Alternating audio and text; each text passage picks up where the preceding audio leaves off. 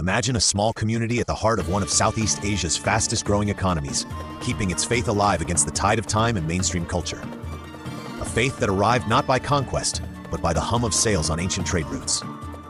Today, we uncover a story of survival, identity, and hope, the truth about Islam in Vietnam.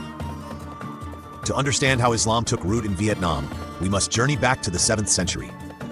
Between the 7th and 10th centuries, Arab and Indian Muslim traders sailed the Indian Ocean, landing in southern ports without armies or banners. They brought goods and ideas, and along with spices and silks, they carried their faith. Slowly, as merchants and locals shared stories and prayers, Islam wove itself into the coastal towns. Coastal villages became meeting points for eager local leaders, hungry to learn of a monotheistic faith, unlike any they had known. In time, prayer spaces emerged near the docks, and the horizons of belief expanded beyond the sails.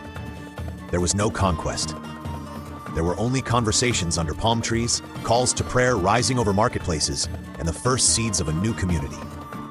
The real turning point came with the Cham people, an ethnic group that ruled the kingdom of Champa along central and southern coasts. Already part of vibrant trading networks, the Cham gradually embraced Islam, giving birth to one of Vietnam's earliest Muslim communities. Cham leaders invited educators and traders to settle, laying educational and spiritual foundations that endure today.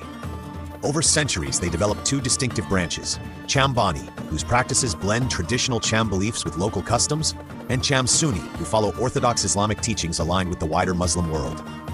This diversity reflects Islam's remarkable ability to adapt and endure. To this day, Cham Muslims remain the backbone of Vietnamese Islam, their villages dotted with small mosques and their traditions passed down through generations. This is faith shaped by culture. History took a harsher turn as the Kingdom of Champa faced repeated conflicts with the expanding Vietnamese Empire. Land once rich with temples fell silent. By the 15th century, Cham territories had contracted, and many families were displaced or sought refuge in neighboring Cambodia. Islam, once flourishing among coastal towns, entered a period of marginalization and quiet struggle. Yet even in exile, Cham Muslims carried their faith in memory and practice. Centuries later, Vietnam entered the modern era under French colonial rule, then endured the Vietnam War, and ultimately became a socialist republic. Throughout these dramatic shifts, the Muslim community remained small but persistent. Mosques were rebuilt, religious gatherings continued in homes, and faith lived on in whispered prayers. This era tested resilience in new ways, but the roots planted by merchant sails and Cham devotion would prove surprisingly deep.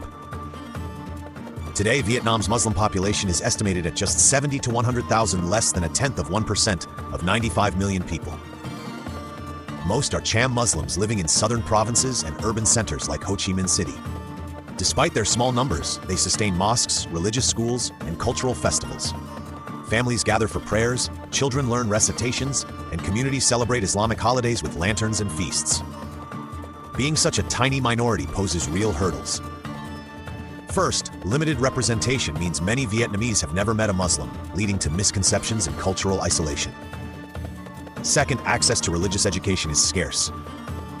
Only a handful of formal institutions exist, so families often send young people abroad or rely on local elders, creating gaps in knowledge. Third, mosques are few and far between. In some villages, Muslims travel hours just to join Friday prayers. Fourth, finding halal food remains a daily challenge outside major cities, forcing some to cook in secrecy or adapt traditional dishes. Fifth, cultural pressure and the lure of assimilation test young believers. They juggle school life and social norms that don't always understand prayer schedules or dress codes. Imagine being a student torn between your faith and fitting in. Yet despite these obstacles, communities adapt. Mobile apps map halal spots, informal study circles pop up on rooftops, and families innovate with homegrown solutions.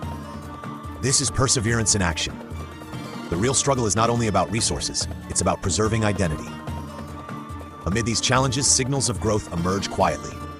Islam in Vietnam isn't experiencing a rapid surge, but slow, steady increases in numbers and engagement. Natural population growth among Cham families adds to the base. More importantly, globalization has shrunk distances. Social media platforms connect Vietnamese Muslims to global networks, sharing lectures, recitations, and cultural content. Online Islamic education courses and smartphone apps bring knowledge into living rooms in remote villages. International support also plays a key role. Countries like Malaysia, Indonesia, and Gulf nations offer scholarships, sponsor visiting scholars, and fund mosque projects. Young Vietnamese Muslims who study abroad often return with renewed confidence and fresh perspectives.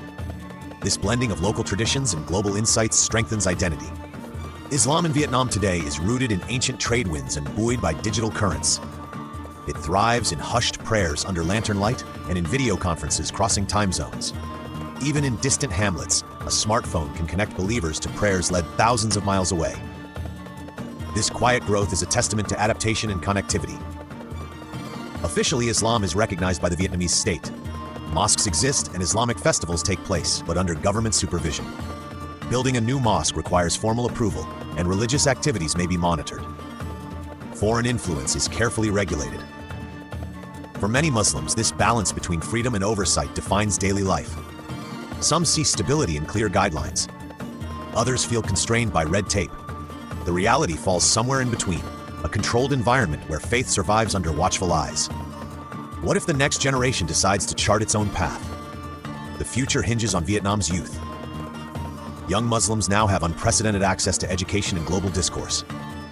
They study at universities in Hanoi and abroad, connect with peers on social media, and explore their heritage through digital platforms. Yet with opportunity comes tension. Some young believers double down on Islamic practices, organizing study circles online and reviving local rituals. Others drift towards secular norms, blending into the mainstream. This dual path creates dynamic identities, neither wholly traditional nor entirely assimilated. Peer networks organize cultural events, small conferences, online festivals blending Vietnamese and Islamic traditions. Their choices will shape the next chapter. Will they forge a renewed sense of faith, or will assimilation dim centuries of tradition? The answer remains in their hands. As Vietnam's Muslim communities look ahead, 5 trends stand out. First, cultural preservation will continue, as Cham villages maintain mosques, songs, and ceremonies passed down through generations. Second, growth will remain gradual, steady increases anchored in family life rather than mass conversions.